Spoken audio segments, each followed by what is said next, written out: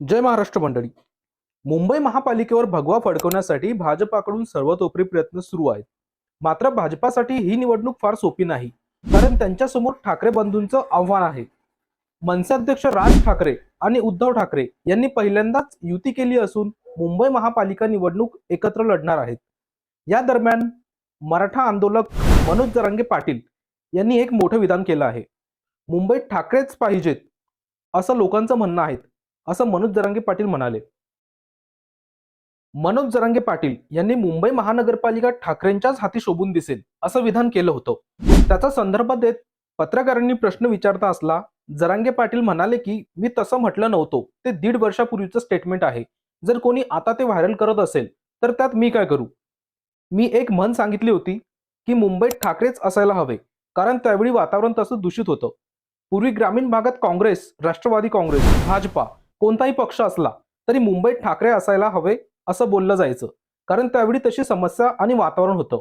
मुंबईत ठाकरेच पाहिजे, यात वाईट ते काय. मुंबई आंदोलनावेळीही मी म्हणालो होतो, त्यात बदलायचं काही नाही. सत्तेत कुणीही आलं तरी राजकीय पक्ष सारखेच आहेत. भाजपा ठाकरे एकमेकांचे विरोधक नाहीत, तर सोयीनुसार युती करत आहेत असं मनोज जरांगे पाटील म्हणाले होते.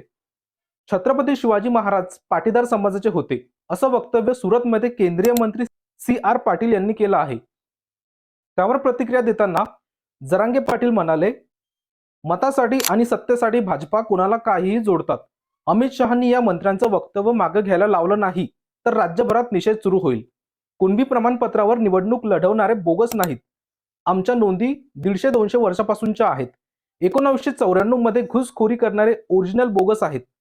मराठे कुणबी म्हणून ओबीसी प्रवर्गातून लढण्यात वावगं काय, अशी विचारणा त्यांनी केली आहे.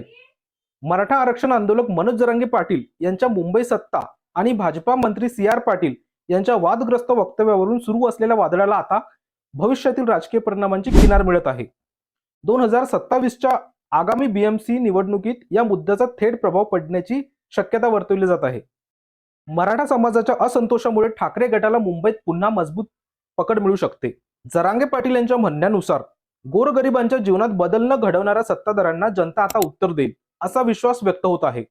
भाजपाने वक्तव्य मागे घेतले असले तरी या प्रकरणाने महाराष्ट्रात जातीय राजकारणाला नवे वळण मिळाले असून पंतप्रधान मोदी आणि अमित शहा यांच्या नेतृत्वाखालील केंद्र सरकारला याचा फटका बसू शकतो.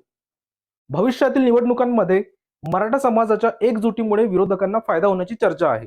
राजकीय जाणकारांच्या मते BMC निवडणुकीत मुंबईतील भूखंड, म्हाडा जागा आणि आदिवासींच्या हक्कावरून नवे धोरणात्मक बदल अपेक्षित आहेत, ज्यामुळे शहराच्या विकासाला नवी दिशा मिळेल. जरांगे यांच्या इशाऱ्यानंतर राज्यातील निषेधाची लाट थांबली असली तरी 2027च्या BMC निवडणुकीत हा मुद्दा मतदारांना प्रभावित करेल असा अंदाज आहे. अखेर हे प्रकरण मुंबईच्या सत्ता संघर्षात एक नवे अध्याय रचण्याची शक्यता निर्माण करत आहे, जिथे सामान्य माणसांच्या हितांना प्राधान्य मिळेल. तुर्तास येथेच थांबूया. आणखी राजकीय घडामोडी आणि अपडेटसाठी आत्ताच सबस्क्राईब करा गोष्ट भारी. जय हिंद.